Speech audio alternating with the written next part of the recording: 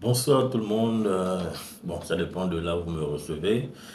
Nous sommes là pour la deuxième partie de notre vidéo sur les parents spirituels et les enfants spirituels.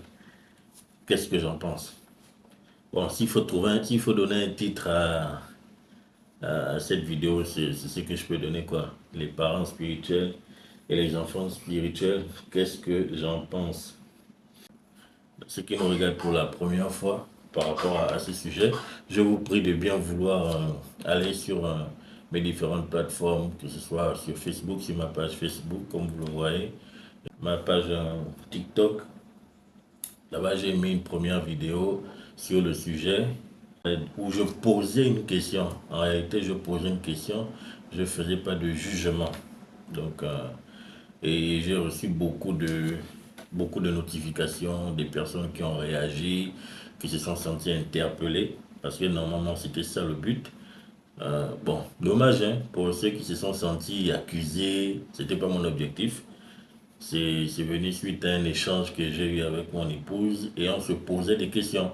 Et par la suite, j'ai bien voulu faire une vidéo où je pouvais aussi exprimer ce qu'on est en train de se dire. Donc la vidéo, elle est encore disponible, vous pouvez la regarder. Et juste pour faire un petit récap, on se demandait pourquoi nous, en tant que parents spirituels de certaines personnes dans l'Église, hmm, lorsque nous sommes confrontés à des situations de jugement, je vais dire ça comme ça, si mon fils a été reconnu coupable d'une attitude, je parle des enfants chrétiens. Si mon fils est dans l'assemblée que je dirige, il a été reconnu coupable d'une attitude euh, pas normale. Je vais par exemple dire sur l'impudicité, le vol, etc., etc. Pourquoi je ne vais pas traiter le problème de la même façon que lorsqu'il se serait, on va même dire infidèle, hein, infidèle ou bien un enfant spirituel, un enfant que je gère dans l'église. Pourquoi je ne vais pas traiter la chose de la même façon? Qu'est-ce qui fait en sorte qu'il y ait cette différence? Et est-ce qu'elle est juste de faire ça? Donc ce sont les questions qu'on s'est posées, mon épouse et moi. Et voilà. Donc j'ai fait la vidéo. Naturellement, j'ai eu des réponses favorables comme défavorables. Bon, certaines personnes ont pris ça comme un jugement. Ah ouais, ils vont encore parler de notre église. Je ne parlais d'aucune église. Voilà. Je répète, je ne parlais d'aucune église. Je faisais un constat. Parce que il faut même dire que il n'y a pas que les gens du Gabon qui m'ont contacté. Il y en a qui sont même en Italie, en France. En tout cas, il y a beaucoup de personnes qui m'ont contacté par rapport à cette vidéo et qui m'ont dit que, mais oui, mais tu as raison parce que c'est un peu ce qu'on vit ici, c'est un peu le mal qu'il y a dans l'église, ce sont des choses auxquelles on est confronté tout le temps. Il y a d'autres qui m'ont dit, ouais, mais ce que tu dis, c'est pas faux, c'est pas faux. Et ça m'interpelle, moi, dans ma façon de gérer aussi l'église que le Seigneur m'a confié, les âmes que le Seigneur m'a confiées. Parce que ce qu'il faut comprendre, c'est que les personnes qui sont dans nos églises, les personnes qui sont sous notre responsabilité, ce ne sont pas nos âmes, ce ne sont pas nos enfants, ce sont les âmes du Seigneur. Et qui dit les âmes du Seigneur veut dire qu'on doit faire comme le Seigneur nous demande. Donc, c'était ça l'objet de la première vidéo. Bon, je vais aujourd'hui faire ce soir dire un peu certaines réactions que j'ai eues, raconter beaucoup d'histoires qu'on m'a aussi racontées, et peut-être aussi celles que j'ai vécues. Parce que il faut bien des exemples pour qu'on puisse comprendre clairement de quoi il s'agit et pour savoir si ce que je dis c'est faux. Voilà. Donc déjà il y a une sœur qui m'a écrit et elle m'a dit enfant spirituel et enfant dans la chair, c'est pas pareil, hein, parce que tout le monde sera toujours porté à protéger son enfant. C'est normal. Je valide, il n'y a pas de souci. Je valide, je suis d'accord. Et donc, la sœur qui m'a parlé, son père est responsable d'église. Donc là, quand elle regarde la vidéo, elle doit certainement se mettre à sourire parce qu'elle sait que je suis en train de parler d'elle. Donc, je ne veux pas citer le nom des gens et tout. Donc, la sœur m'a dit, euh, naturellement, on veut protéger son enfant. On n'est pas là pour exposer les enfants des gens. J'ai fait une parenthèse pour dire rapidement ce qu'une autre sœur m'a aussi dit. Une autre sœur m'a dit, euh, les enfants spirituels là, ce sont aussi les enfants des autres. Je referme la parenthèse. Donc, elle m'a dit non, mais naturellement, on sera porté à protéger son enfant, etc., etc. Donc, elle a parlé, j'ai écouté et je lui ai dit, mais c'est très bien, c'est une très bonne chose. Et c'est pas mauvais. Tout parent doit protéger son enfant. Maintenant, la question est, en fait, elle m'a cité aussi un passage. On va le lire. On va lire le passage pour qu'on soit très bien dans le contexte. Voilà. Donc là, en fait, dans le contexte du passage, c'est si un frère a péché, qu'est-ce qu'il faut faire? Voilà, on lit le passage. Mais s'il ne t'écoute pas, prends avec toi une ou deux personnes, afin que toute l'affaire se règle sur la déclaration de deux ou trois témoins. S'il refuse de les écouter, dis-le à l'église. Et s'il refuse aussi d'écouter l'église, qu'il soit pour toi comme un païen, un publicain. Donc voilà. Donc on est dans le cas, il m'a dit que non, mais la Bible a dit que si tu parles à quelqu'un, s'il a péché, si tu lui parles, tu dis une fois, il ne t'écoute pas, tu prends un témoin, il ne t'écoute pas, il n'écoute pas, tu le dis à l'église. S'il il continue à ne pas écouter, vous le considérez comme un témoin. Je lui ai dit, c'est la parole de Dieu, et on dit Amen. Et je suis d'accord. Donc maintenant je lui ai dit, prenons le cas, toi ton papa il est responsable d'église et il s'avère que toi tu sois trouvé dans un péché d'impudicité. Ton papa va te parler parce que c'est ce que la Bible demande. Ton papa va te parler, il va te donner conseil. Première fois tu n'écoutes pas, il prend un témoin. Après, qu'est-ce qu'il doit faire par la suite? Il doit le dire à l'église en fait. Ou bien, c'est ça la question. Et donc quand elle m'a répondu, elle m'a dit, ah mais oui c'est vrai, hein. C'est vrai que là, c'est chaud quand même, hein. Et pourquoi c'est chaud en fait? Pourquoi c'est chaud? Si papa, bon là on n'est plus dans l'exemple de la sœur, hein. Si le papa a euh, la possibilité euh, de mettre quelqu'un dans l'église debout, d'exposer quelqu'un qui a été reconnu, qui a été reconnu coupable par rapport à une situation, pourquoi quand il s'agit maintenant de mon enfant, moi, le passage là de Matthieu 18, verset 16, ne s'applique pas. Pourquoi? Je ne suis pas en train de dire que nous devons cacher les transgressions des gens. Nous devons cacher tout ce que les gens font.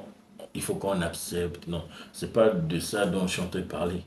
Je suis en train de dire, soyons comme le Seigneur. Il y a un passage de la Bible qui dit que Dieu fait tomber son soleil sur les bons comme sur les mauvais. Enfin, comme sur les bons, comme sur les mauvais. Je crois que c'est un truc comme ça.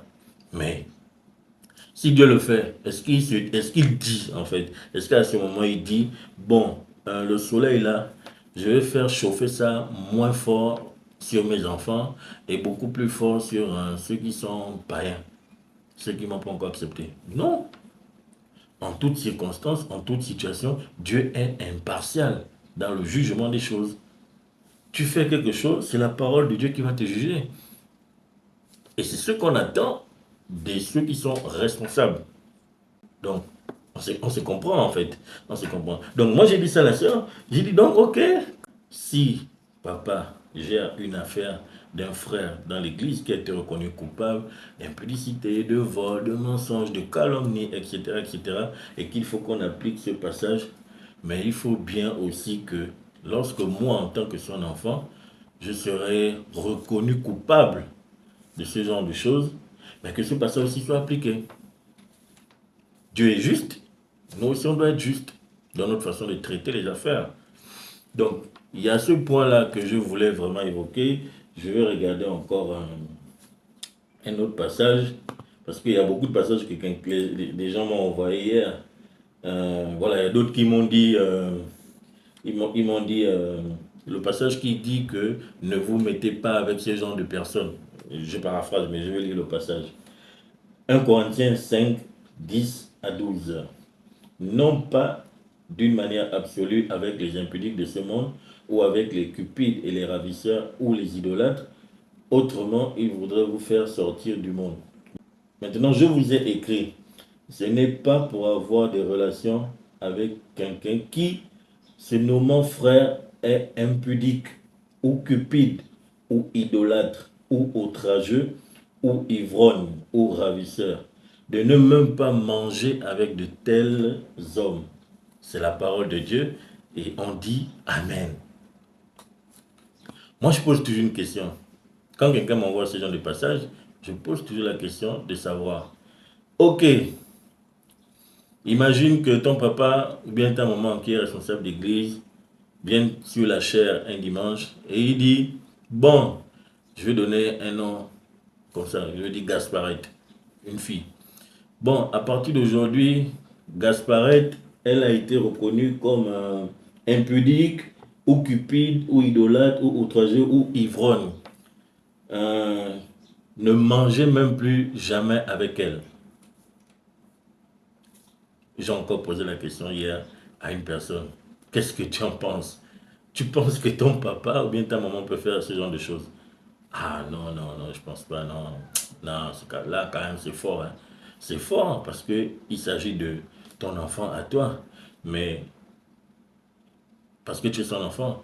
Mais qu'en est-il des autres? Pourquoi c'est beaucoup plus facile quand c'est une autre personne, quand c'est un membre de l'Église, quand c'est quelqu'un qui n'est pas sorti de nos entrailles, où on va avoir la facilité et la liberté d'appliquer la parole de Dieu? Pourquoi? En fait, je suis juste en train de nous éveiller les consciences. Hein. C'est pas, on n'est pas dans un direct de jugement, je sais pas moi, non, on n'est pas là pour ça. C'est juste pour faire comprendre aux gens que on doit être juste dans notre façon de traiter les cas en griffe extrême dans l'église. De la même manière, je suis prêt à exposer un enfant qui a été reconnu coupable parce qu'on a averti maintes fois, maintes fois, maintes fois. De la même façon, je dois être aussi juste que si mon enfant tombe aussi dans ce genre de situation, mais je dois faire la même chose, je dois appliquer la même chose.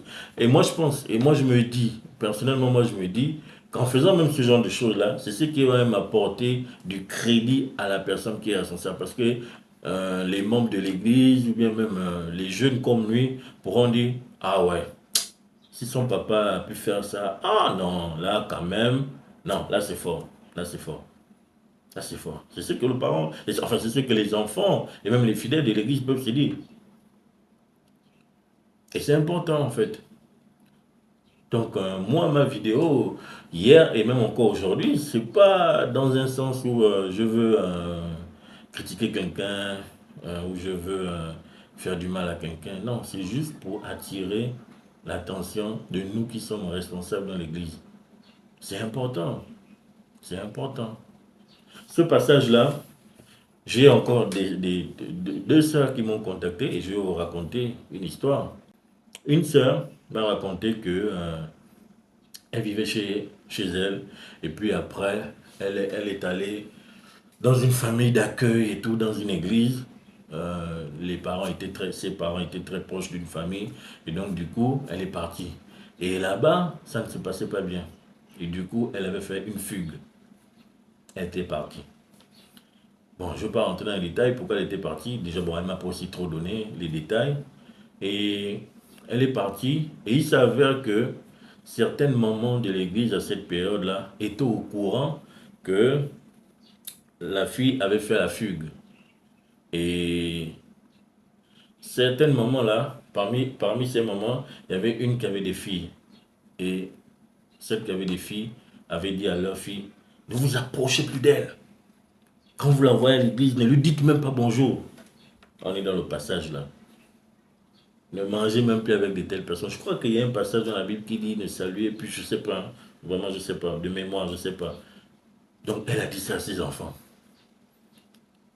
Et ça avait blessé profondément cette fille-là. Parce qu'en fait, à cette période, beaucoup de gens ne savaient pas pourquoi elle avait fugué. Parce que quand elle m'a même écrit, elle m'a dit que les gens, jusqu'à aujourd'hui, ne savent pas pourquoi j'avais fugué. Ils ont juste vu que, ah non, c'est la fugue. Et puis comme elle était dans l'adolescence à cette période-là, on s'est dit, ah certainement c'est pour les histoires de... Voilà. Alors que les gens n'ont pas su pourquoi elle avait fugué. Question.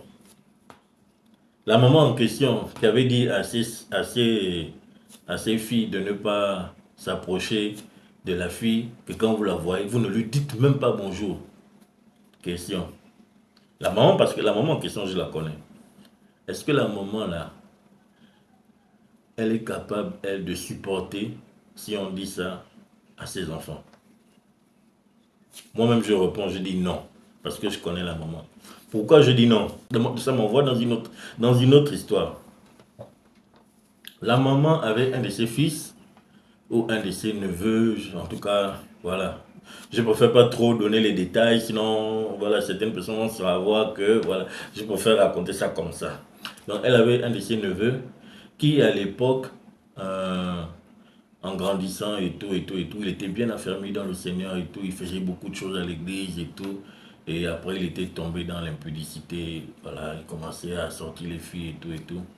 Et la manière dont lui, son problème avait été réglé à l'église, ça l'avait beaucoup affecté. Parce que, bien que ce n'était pas son enfant qu'elle avait accouché, c'était son neveu, mais ça avait fait mal, ça avait beaucoup fait mal à cette dame. Au point où, quand elle avait appris que beaucoup de responsables commençaient maintenant à dénigrer son neveu, à prendre son neveu vraiment comme, ah lui là, non, non, non, c'est pas la peine, non, non, non, non, non, non, non, non, non. Elle avait été profondément attristée. Elle avait été profondément affectée. Pourquoi? Parce que ça concernait un de ses enfants.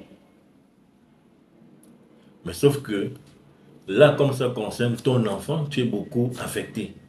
Mais quand ça concerne l'enfant de l'autre, facilement la parole sort. Non, non, non, non, non. Ne l'approchez même plus. Hein.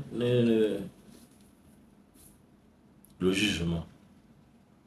Pourquoi? Je vais toujours revenir à la même question. Pourquoi quand il s'agit des enfants que nous avons mis au monde, vis-à-vis des enfants de l'Église, on a un autre jugement?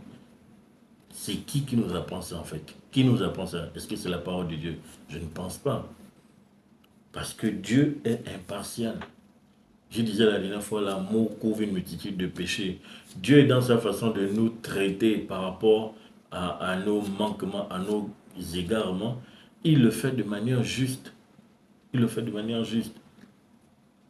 Il ne fait pas de favoritisme. Non, ça c'est mon fils qui prie beaucoup. Non, ça c'est mon fils qui prie un peu le moins. Donc comme il a fait l'impudicité, bien comme il a volé, non, lui je vais traiter moins par rapport à l'autre. Non, Dieu ne fait pas ça. Le péché, c'est le péché.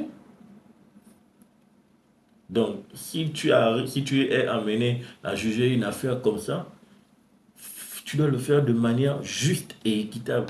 Moi, c'est ça mon interpellation. Je connais encore une histoire. Un frère, un grand frère même, aussi qui nous racontait une histoire dans toutes les choses que j'ai parlé hier là. Lui, il avait aussi grandi dans une église et il était proche d'un jeune comme lui. Ils ont grandi ensemble, ils ont fait les classes des jeunes, les ados ensemble et tout, ils ont évolué. Et puis arrivé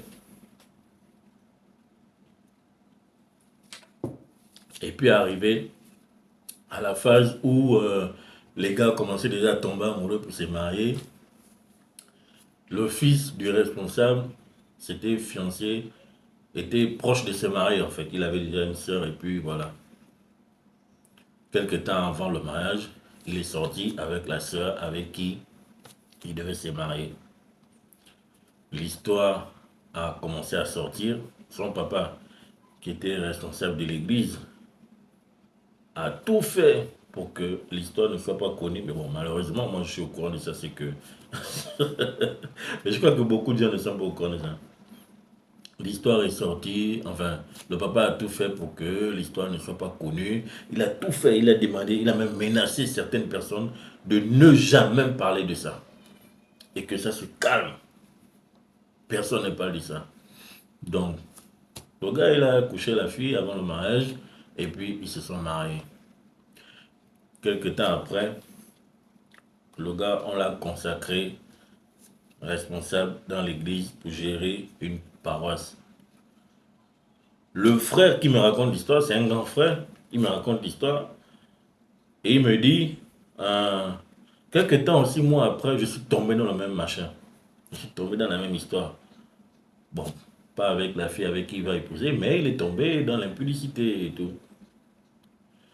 Façon, moi, on a failli me tuer à cause de cette histoire-là. Je n'en reviens pas. Et c'est le même papa là qui avait camouflé l'histoire de son fils. Lui, il avait exposé devant toute l'assemblée. Pourquoi? La question c'est toujours pourquoi en fait. Pourquoi? Pourquoi, quand c'est ton enfant, tu caches, mais quand c'est l'autre, tu exposes. Je l'ai dit tout à l'heure, le fait même que les gens de l'église voient comment tu agis avec droiture et justice et équité en ce qui concerne les problèmes où ton enfant est lié, le fait de faire ça va apporter du respect même dans les cœurs des gens.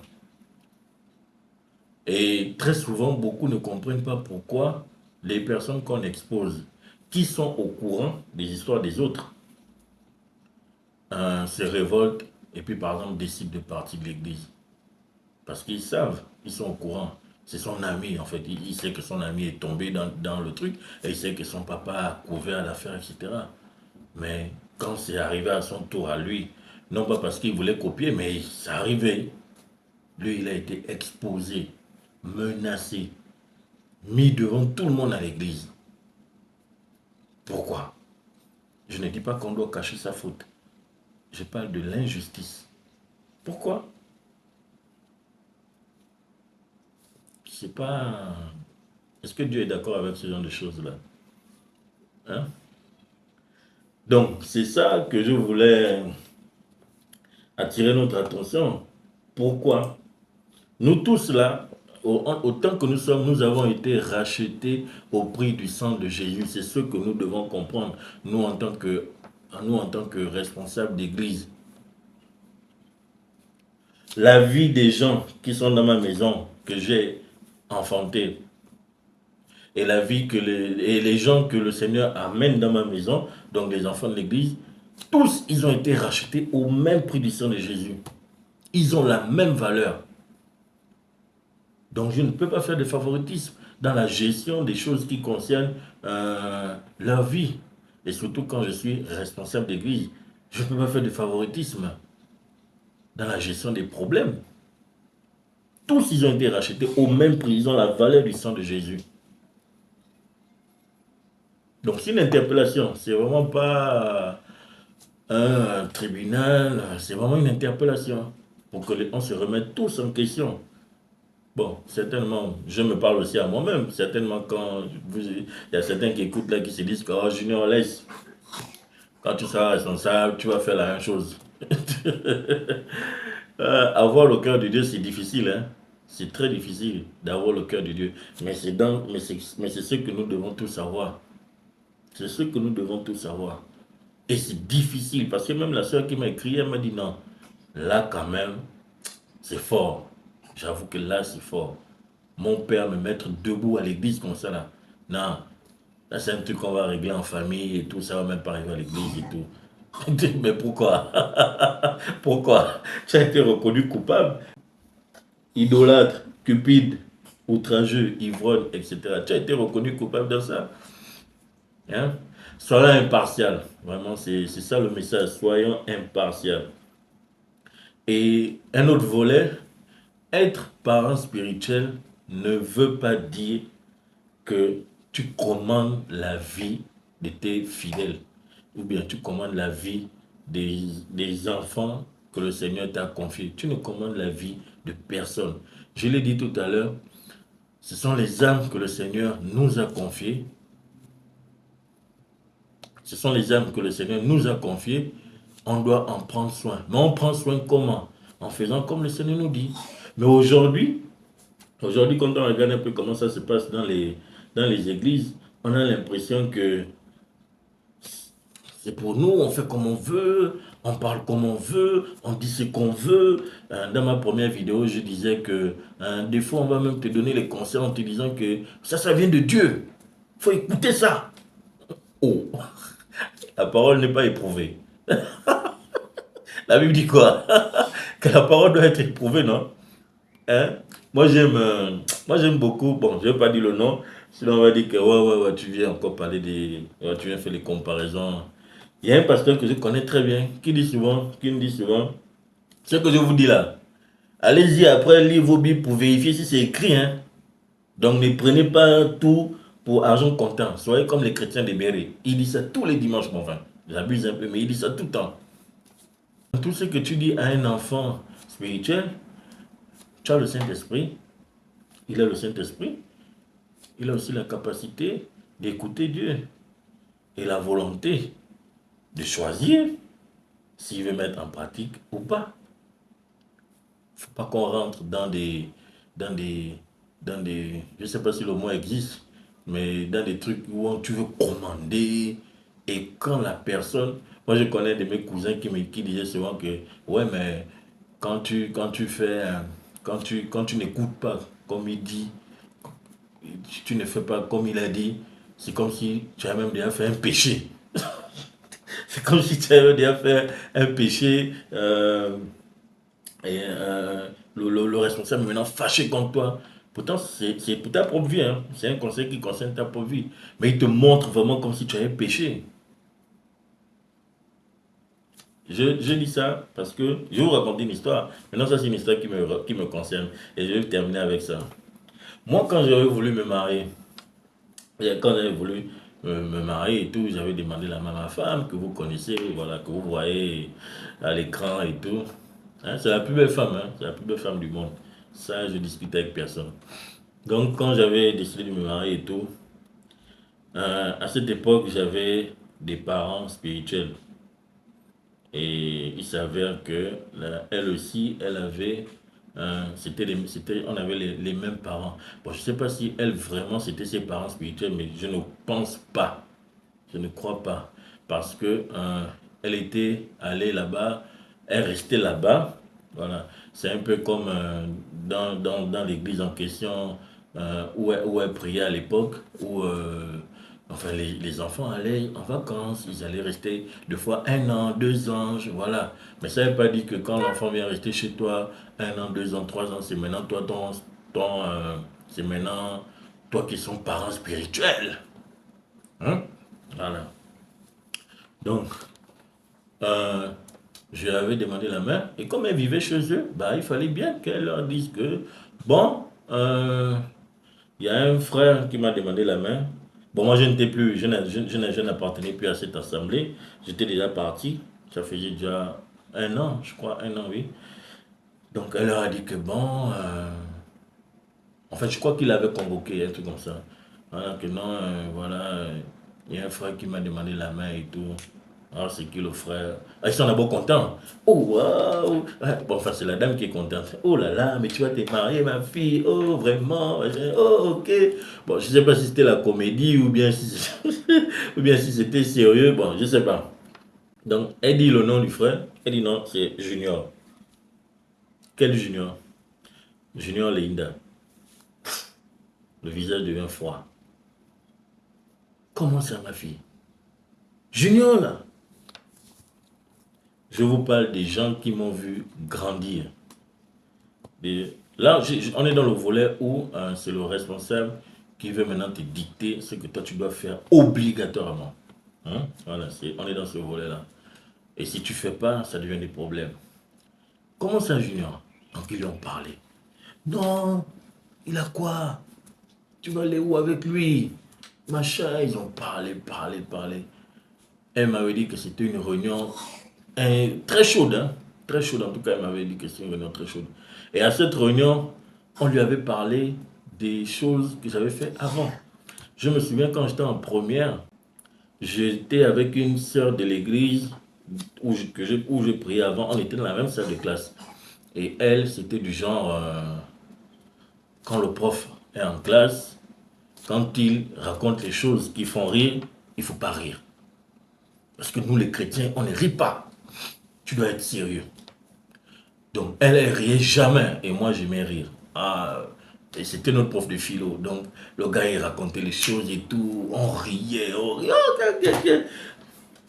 Ceux qui sont enseignants, qui regardent la vidéo, savent qu'à un moment, pendant le cours, il faut être un peu détendu pour pouvoir laisser les élèves, voilà. Elle me disait, elle, en tant que chrétienne, on ne doit pas rire en classe quand le prof fait les blagues. Donc, je suis ça comment? Quelques temps après, la sœur, après un cours, elle m'appelle à côté. Ouais, Junior, je veux te voir. Ah, c'est la sœur avec qui j'étais dans la même classe là. Ouais, Junior, je veux te voir et tout. Oui, oui, oui, il y a quoi? Oh, non. En tout cas, moi, j'ai constaté que toi, tu ris en classe quand le prof fait cours, quand le prof fait des blagues qui font rire, tu es là, tu ris, alors que nous, en tant que chrétiens, on ne doit pas rire. Il faut regarder la soeur là jusqu'aujourd'hui. C'est une soeur très carrée. Non, elle ne rit jamais. Jamais. Donc, c'est qu'elle est là. Elle voulait que je sois comme ça. Oh non, c'est pas bien et tout. Tout. Je dis, ah bon? Ah ok, j'ai compris. Moi, je me suis dit que non, l'histoire devait s'arrêter là entre elle et moi. Non. Elle allait voir les responsables de l'église à l'époque. Et parmi les responsables d'église, il y avait le père spirituel chez qui ma femme restait, qui était mon père à l'époque. Celui qui m'a, voilà, mes premiers pas dans le Seigneur. Donc, le jour où ils font l'entretien avec Petroni, quand elle leur annonce que voilà, il lui dit ça. Mais est-ce que tu sais que il a failli taper? Il apprenait avec, bon, je ne vais pas dire le nom de la soeur, hein. Il apprenait avec elle et elle était venue lui faire la remarque pour lui dire que on ne doit pas rire en classe parce que toi, voilà. Est-ce que tu sais que le jour où il voulait la taper? Mensonge. Mensonge, je prends Dieu à témoin, je dis bien mensonge. Est-ce que tu sais ça? En fait, ils lui ont raconté beaucoup de choses. Non, c'est pas un garçon sérieux. Oh non, non, machin, bah. Ils ont parlé, pour faire ne pas vous dire tout ce qui s'était dit, mais c'était quand même compliqué. Donc moi, je suis chez moi, je, elle m'appelle quand elle finit l'entretien. Je crois qu'elle était rentrée chez elle, elle m'appelle. Ah non, en tout cas c'était déjà bien. Entre elle et moi, je crois qu'on avait une affaire de... non, elle ne restait plus, à cette période-là, elle ne restait plus chez eux. J'ai oublié de signaler ça, oui. Parce que je disais qu'elle restait chez eux. Non, elle avait appris une période chez eux, et après, non, elle était retournée chez ses parents. Voilà. Donc, elle m'appelle quand elle rentre chez elle. Elle et moi, c'était bien. On avait fait, je crois, c'était 2 mois, non, 3 mois. 3 mois. On avait déjà 3 mois de cheminement et tout. Donc, elle m'appelle et tout. Oh non. Donc, ce soir-là, elle était déboussolée, elle ne voulait même plus. Parce que tout ce qu'on lui avait dit, il avait tellement traumatisé. Et elle s'était dit que c'était moi, en fait, qui avait joué double jeu, qui n'avait pas dit la vérité sur certaines choses et tout. Donc, elle me dit, ah non, moi, je ne sais pas. Aujourd'hui, beaucoup de gens découvrent l'histoire, hein. Moi, je ne sais plus s'il faut vraiment qu'on continue ensemble et tout. Je dis, ah, à cause de quoi?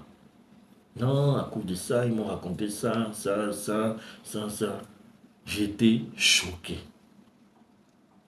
On parle là de quelqu'un qui m'a vu grandir dans l'église. Quand je parle de grandir, je veux même parler de grandir physiquement et aussi spirituellement. Parce que c'est quelqu'un qui m'a vu depuis petit, hein, jusqu'à ce que j'ai évolué dans l'église. Lui et son épouse.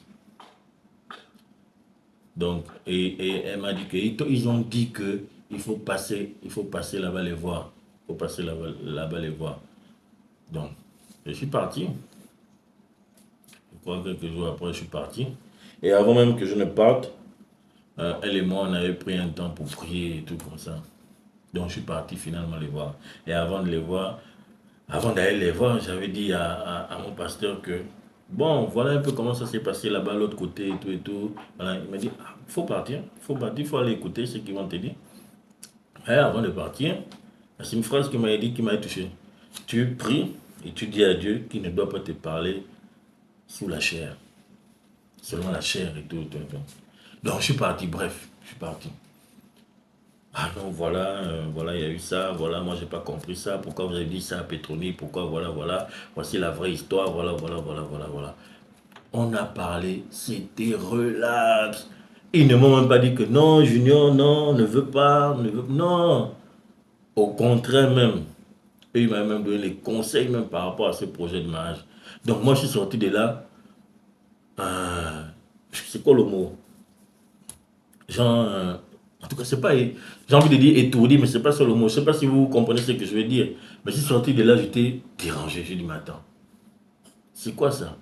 Donc moi je suis rentré, je lui ai raconté.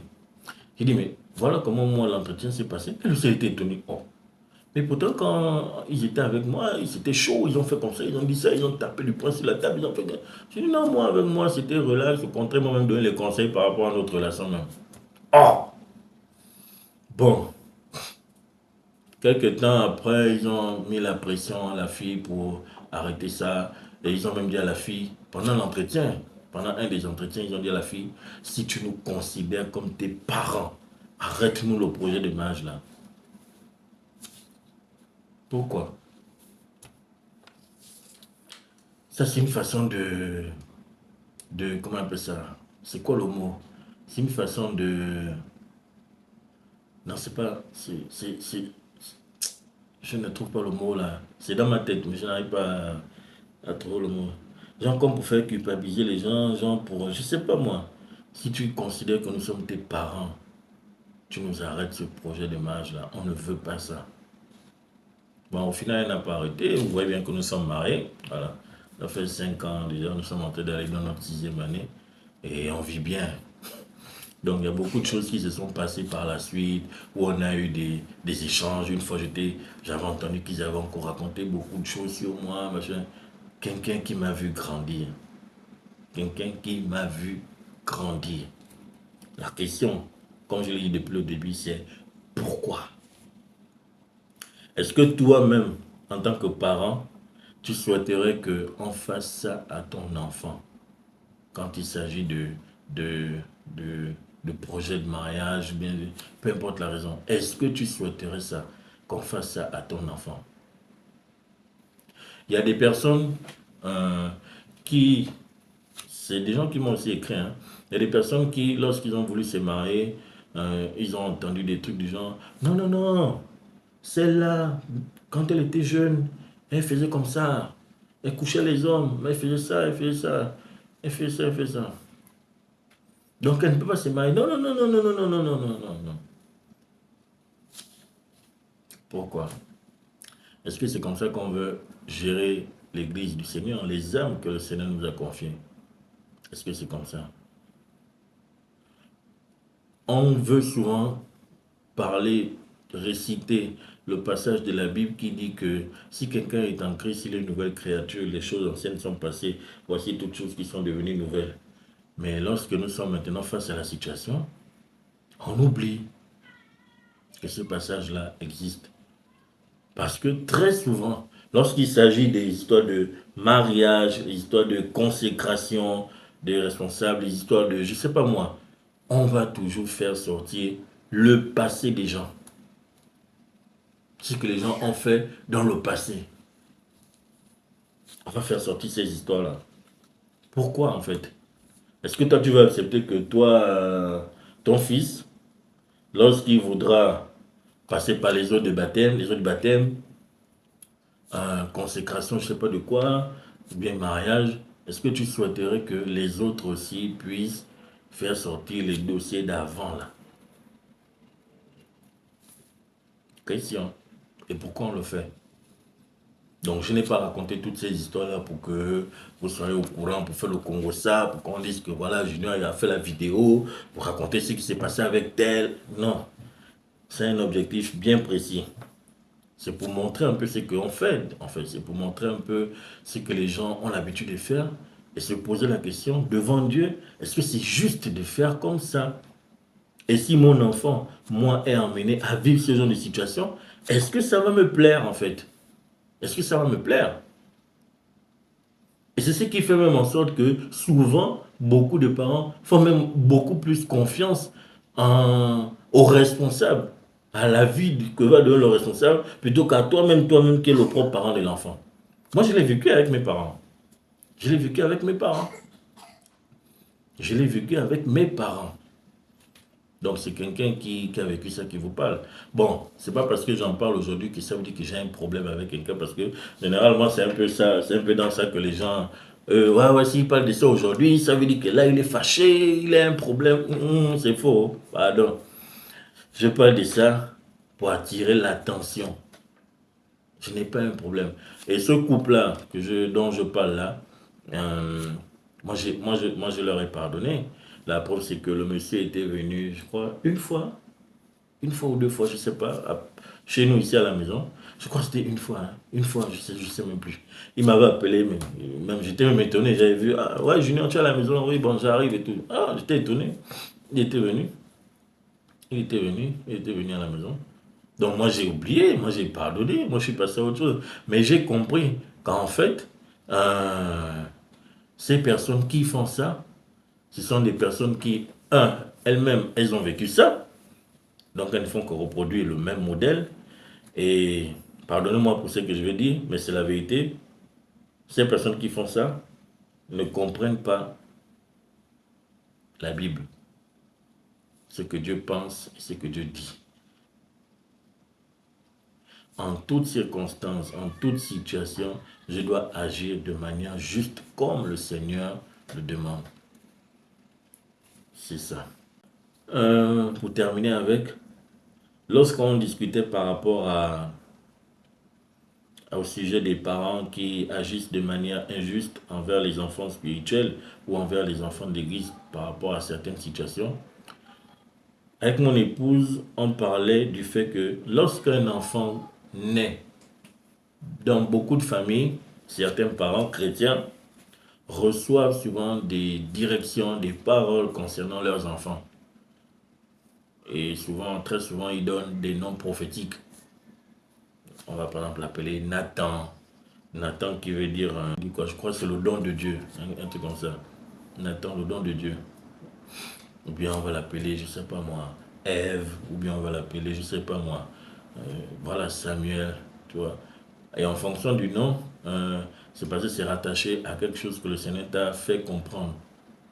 Et très souvent, lorsque ces enfants grandissent, quand ils arrivent, par exemple, à l'âge de la puberté, ou bien lorsqu'ils grandissent, euh, leur vie ne reflète pas la prophétie que tu as reçue lorsqu'ils sont venus au monde, ou bien ils ont été conçus.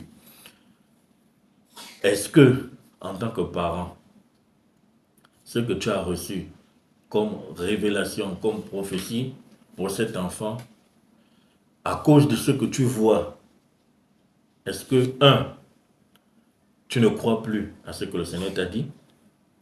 Est-ce que, deux, ce que le Seigneur a dit n'est plus valable? Est-ce qu'il y a un 3? Est-ce que 3, ça ne va plus s'accomplir? Suivez bien ce que je veux dire, parce que je vais terminer avec ça. Est-ce que, ce que le Seigneur t'a dit va plus s'accomplir? Est-ce que 2, ce qu'il a dit n'est plus valable?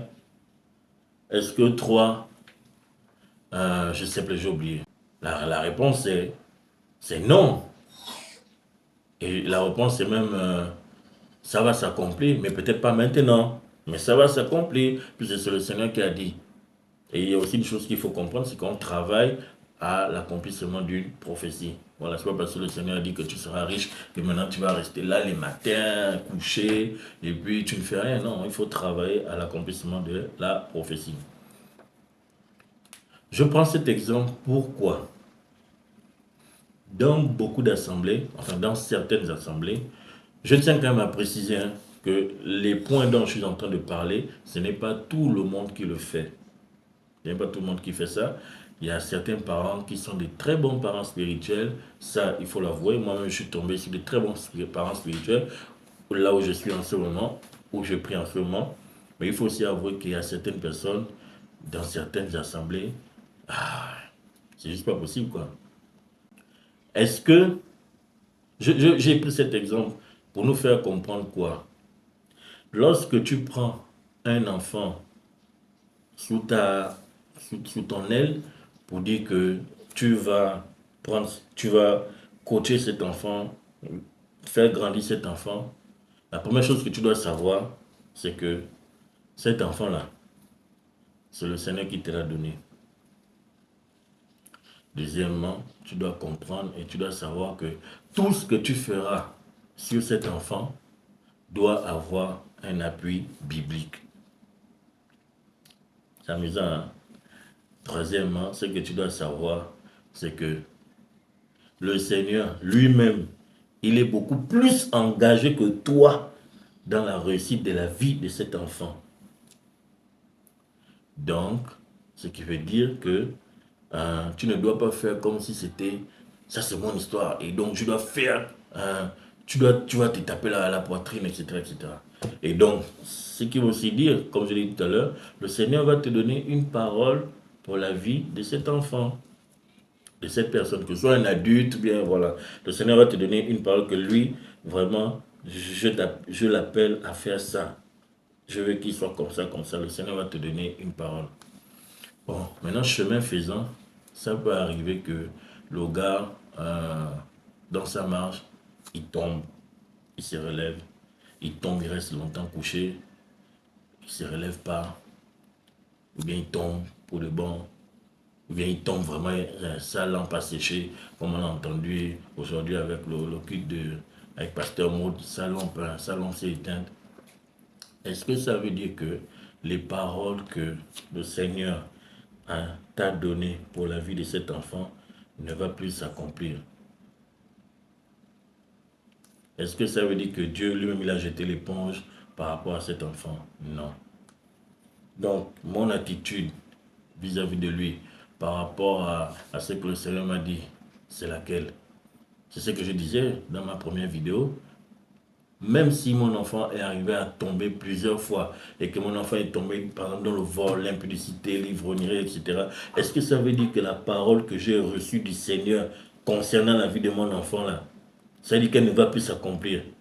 Et que comme il est tombé dedans, c'est que lui c'est un produit fini, allez, on n'a plus besoin de beaucoup discuter avec lui. S'il ne fait pas ce qu'on lui dit, allez, on le laisse tomber. Est-ce que c'est ça? Comme je l'ai dit tout à l'heure, Dieu est beaucoup plus engagé que toi dans la réussite de la vie de cet enfant, de cette personne. Donc ce n'est pas parce que quelqu'un est tombé, ce n'est pas parce que quelqu'un a été reconnu coupable d'une faute que ça veut dire que la prophétie qui est sur sa vie ne va pas s'accomplir. Et que la prophétie sur sa vie va s'accomplir seulement s'il fait ce que moi je lui dis. Hein? C'est ça. C'est ça. Bon, il y a beaucoup de personnes là, quand ils m'écoutent parler là, ils sont en train de se faire les films, qu'on dirait qu'il est en train de nous parler d'une histoire, hein, ou bien certainement ils nous parlent de telle histoire. Bon, oui, peut-être, peut-être. Mais j'ai envie de dire que je parle de tout en fait. Je parle de tout. Et puis si la parole vient pour te juger, c'est bon aussi, hein. Ah, c'est ça. Donc, est-ce que la prophétie sur la vie de la personne là, que tu sais que tu as mal géré son problème là, la prophétie qui a été donnée sur sa vie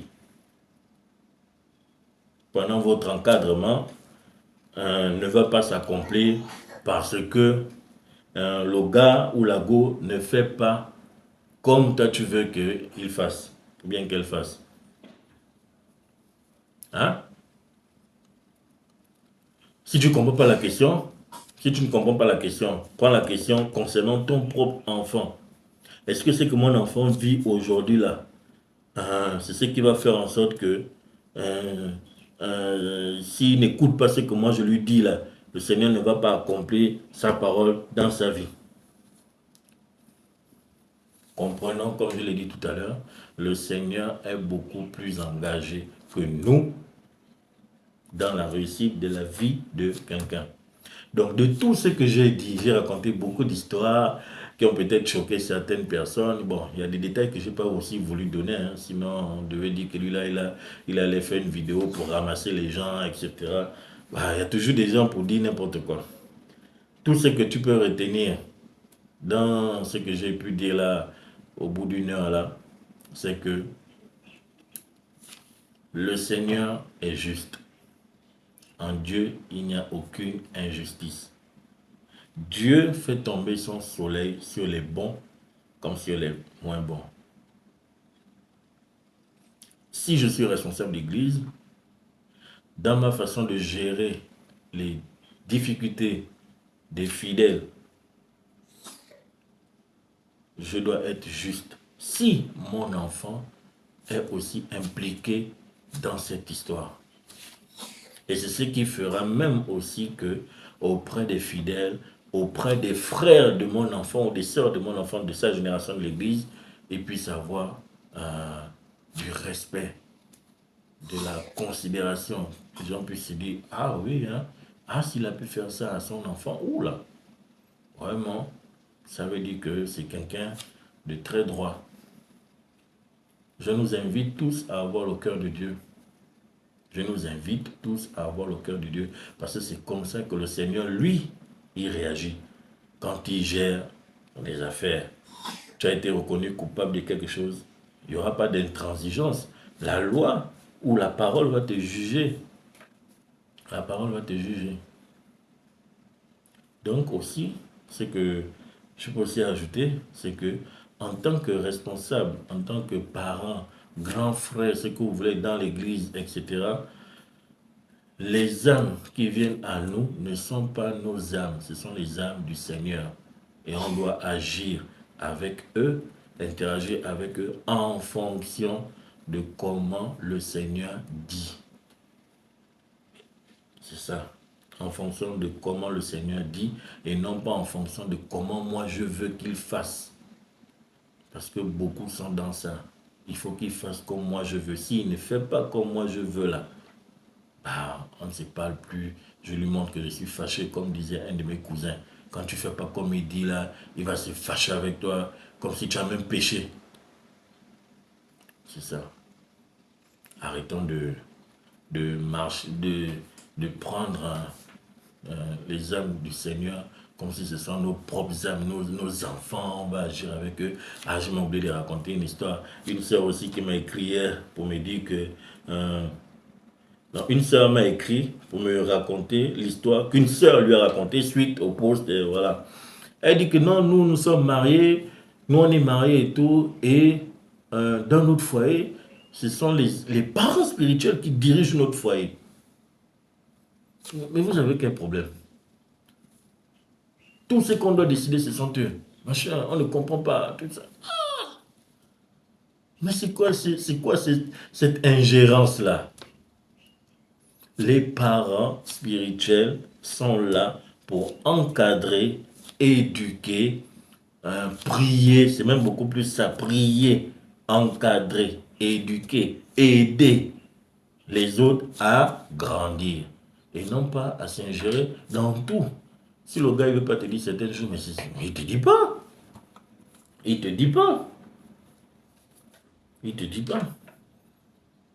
Parce qu'il ne t'a pas dit maintenant que tu vas te fâcher. Que donc maintenant leur foyer, c'est maintenant vous qui devez gérer leur foyer. C'est vous. Moi je ne vous parle pas des histoires. Non, non, non. Ce sont des histoires vraies en fait. C'est maintenant les parents spirituels qui viennent gérer le foyer des autres. C'est fort, hein? Vous prenez des places, enfin, les parents spirituels prennent des places dans la vie de certaines personnes qui... C'est même pas leur place, quoi. C'est même pas leur place. Il y a quelqu'un qui m'a dit une fois, quand tu donnes à quelqu'un du pouvoir sur toi, le pouvoir sur ta vie, il va faire tout ce qu'il veut. Parce que tu lui donnes le pouvoir sur ta vie.